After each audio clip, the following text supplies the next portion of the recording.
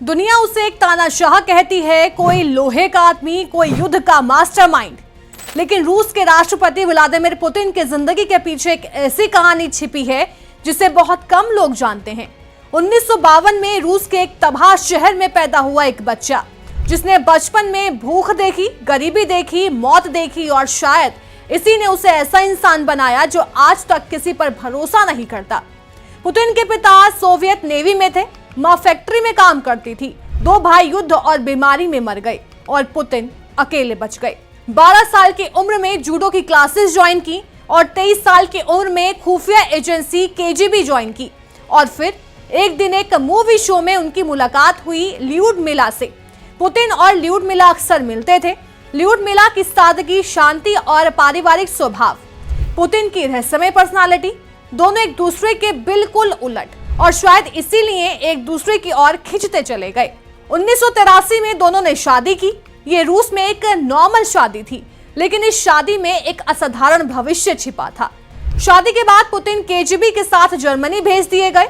दूसरे देश में पराई भाषा में सीमित साधनों में ल्यूडमिला ने एक पत्नी की तरह, एक मां की तरह सब कुछ निभाया।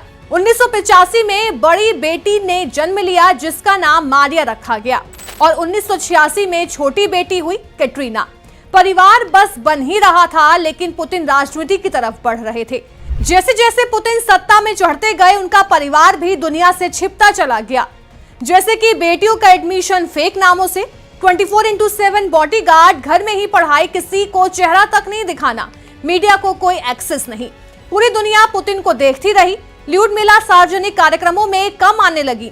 पुतिन हमेशा अकेले नजर आने लगे और फिर 2013 में एक छोटे से इंटरव्यू में दोनों ने आधिकारिक तौर पर कहा, हमारा तलाक हो चुका है। अब कहानी का दूसरा चैप्टर, जो पुतिन की असली पर्सनल लाइफ मिस्ट्री कहलाता है। 2000 का दशक, अचानक एक नाम सामने आने लगा, एलिना काबेवा, जो कि ओलंपिक गोल्ड मेडलिस्ट, खूबसूरत, करिश्माई, पुतिन से 31 साल छोटी। रूस की मीडिया में यह खबर जंगल की आग की तरह फैल गई कि पुतिन अपनी पत्नी से दूर और एलिना के करीब होते जा रहे हैं। 2008 में एक शो में काबेवा ने कहा, मुझे मेरा मिस्टर परफेक्ट मिल चुका। नाम नहीं बताया, लेकिन पूरी दुनिया समझ गई। 2011 में काबेवा की उंगली में एक बड़ी डायमंड रिंग देखने को मिली। इसके बाद पुतिन के दोस्तों से काबेवा के परिवार को आलीशान घर, प्रॉपर्टी और सुविधाएं मिलने लगी।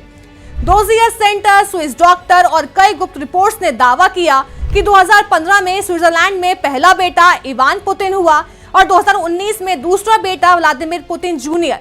दोनों बच्चों को पूरी तरह छिपाकर रखा गया।